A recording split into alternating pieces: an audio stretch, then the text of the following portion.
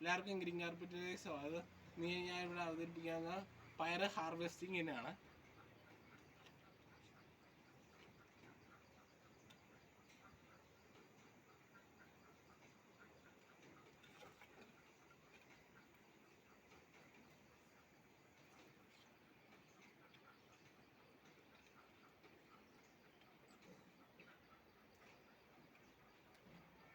ഇതുപോലെ ബ്ലേഡ് ഉപയോഗിച്ച് പറിക്കുവാണെങ്കിൽ ഈ നമ്മൾ പയർ പറിക്കുന്നതിൻ്റെ അതിൻ്റെ കൂടെ വേറെ പൂവുണ്ടായിരിക്കും.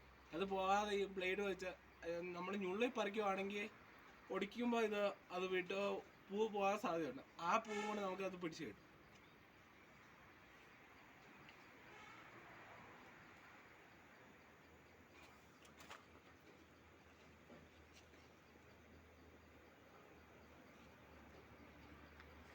ഒരു 3 യോട് പയർ മതി ഒരു വീട്ടാവശ്യത്തിനുള്ള പയർ. ഇതുപോലെ പുതിയ വീഡിയോകൾ ലഭിക്കാൻ ഈ ചാനൽ സബ്സ്ക്രൈബ് ചെയ്യുക. നിങ്ങളുടെ അഭിപ്രായങ്ങളും നിർദ്ദേശങ്ങളും കമൻറ്റ് ചെയ്യുക. ഇവിടെ എല്ലാവർക്കും ഒരു നല്ല ദിവസം ആശംസിച്ചുകൊണ്ട് താങ്ക് യു.